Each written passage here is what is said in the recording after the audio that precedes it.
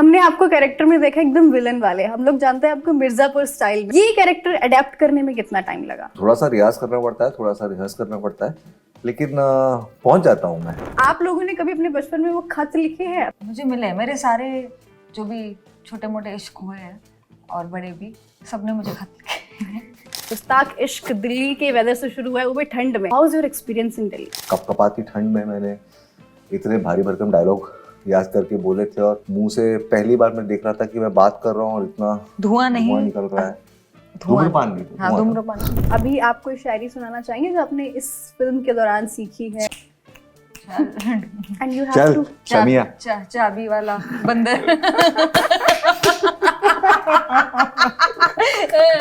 मेरा लहजा कैक्टस सा खुरदुरा, कैक्टस सा खुरदुरा, तेरी बातें रात रानी की तरह।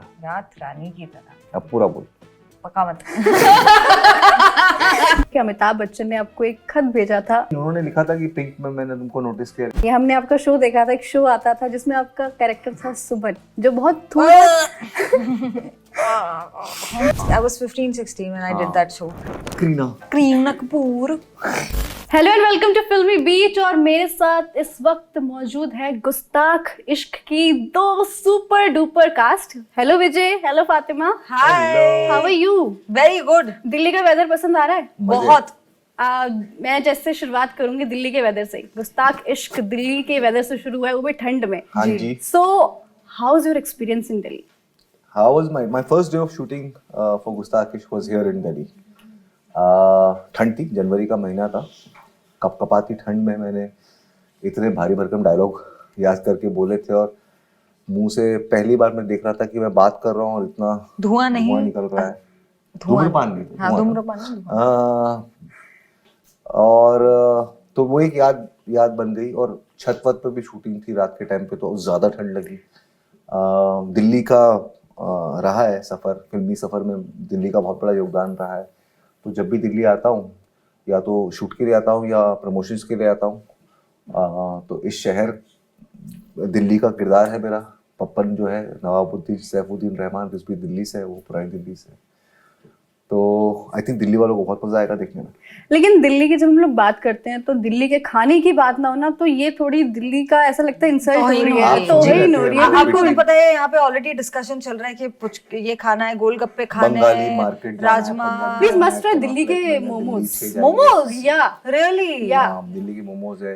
कढ़ी चावल कितनी अच्छी मिलती है। राजमा चावल definitely I am gonna have.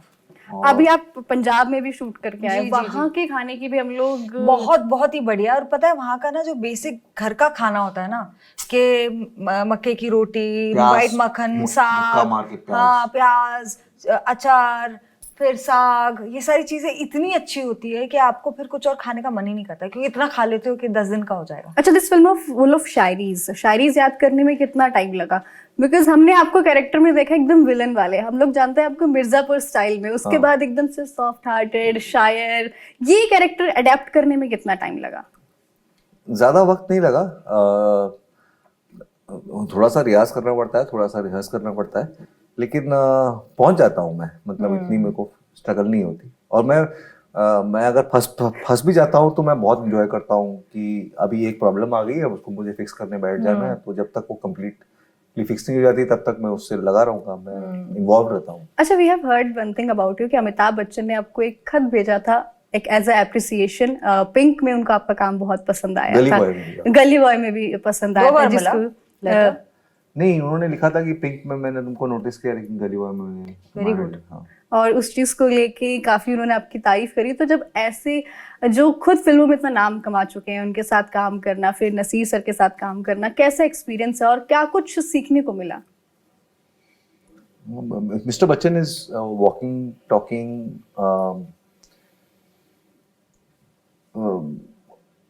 institution on cinema acting, on set behavior, off set behavior, उनसे बेहतर मैंने आज तक किसी का देखा नहीं है। सिंसियरिटी और डायलॉग्स के साथ प्रिपेयर्डनेस, वन टेक में ज़्यादातर कोशिश करते हैं कि दे दें। और नसीर सर का ये है कि इनसे ज़्यादा मंझा हुआ एक्टर और स्टूडेंट ऑफ एक्टिंग का एक जो कॉम्बिनेशन है, मैंने इनसे बड़ा कोई नहीं देखा। कभी डांट पड़ी आप दोनों को जब आप शूट कर रहे हो और कुछ चीजें कभी इधर उधर बिल्कुल भी गलत? नहीं, वो बहुत सॉफ्ट ही है यार। अगर उनको कभी भी कुछ लगता है तो बहुत प्यार से मोहब्बत से आपको बताते हैं। देखिए वो टीचर भी रहे, उन्होंने इतने स्टूडेंट्स देखे, इतने खराब स्टूडेंट्स देखे जी। पर उसके बावजूद तो उनको पता है कि कैसे सही तरीके से आपको डायरेक्शन देनी है, और बहुत वार्म थे उनमें, बहुत। आप तो एज अ चाइल्ड आर्टिस्ट भी काम कर चुकी हैं। हमने आपका शो देखा था, एक शो आता था जिसमें आपका कैरेक्टर था सुमन, जो बहुत that character we know you from then. तो और अब तक का जो सफर है उसमें क्या कुछ चेंजेस आए हैं, कैसा स्ट्रगल याद दिला दिया आपने। हाँ, कैसा रहा आपके लिए पाप है, लेकिन हमारे लिए वो बहुत अच्छा टैलेंट है। विलन थी मैं किसमें? अगले जन्म मोहे बिटिया ही की जो। But your character was so solid. या वाज इट? या इट इज।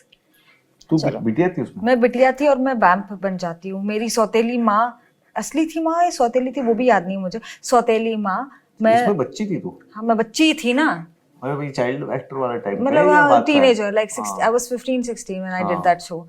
और फिर मेरी सौतेली माँ होती है और मुझे इनसिक्योरिटी होती है कि मेरे घर में मेरे पापा की नई बीवी आई है, अच्छा उसको प्यार मिलेगा, तो मैं पूरा ऐसे माहौल खराब कर देती थी। बर्तन गिरा दिया इसने तो, खाना खराब कर दिया, ऐसा सब से। ओह, यू वर अ ब्रैट। या I was a brat. But वहां से यहाँ तक का कैसा एवोल्यूशन रहा, कैसा सफर रहा आपका? हाँ, बहुत अच्छा लग रहा है आज आपके सामने गुस्ताख इश्क के बारे में बात करते हुए। From that villain character to this. कहाँ साड़ी में बैट बनी थी मैं, साड़ी में यहाँ पे रोमांस कर रही हूँ मनीष मल्होत्रा के कपड़ों में। Thank you God. It was so brilliant. तुम लोग गूगल कर रहे हो बेशर्मो। सब बैठ के मेरी फोटोज देख रहे हैं, बैम्प देखते हैं बचपन में कैसी। But I have seen you in that serial, so I know you from there. Kareena Kapoor. मुझे दिखाओ, कोई दिखाओ वहां से। हाँ। So गुस्ताख इश्क जो है एक ओल्ड रोमांस है 90s 80s वाला। आप लोगों ने कभी अपने बचपन में वो खत लिखे हैं अपने लवर्स को? क्योंकि ऑब्वियसली बात है, मुझे मिले हैं, खत मिले हैं, बड़ा मजा आया मुझे। मैंने लिखे हैं भाई। एक्चुअली मेरे को रिसेंटली भी काफी मुझे मिले हैं। मेरे सारे जो भी छोटे मोटे इश्क हुए हैं और बड़े भी, सबने मुझे खत लिखे हैं। तो उनमें शायरी लिखने की प्रैक्टिस वहीं से करी थी या फिर वहां पे भी सिर्फ? नहीं, शायरी मैंने कभी नहीं लिखी है, आज तक नहीं लिखी है। मतलब ट्राई करना चाहिए, कितना बोलता रहूंगा। हाँ। सो अभी आप कोई शायरी सुनाना चाहेंगे जो आपने इस फिल्म के दौरान सीखी है? सीखी? And you have चल to शमिया। चाबी वाला बंदर।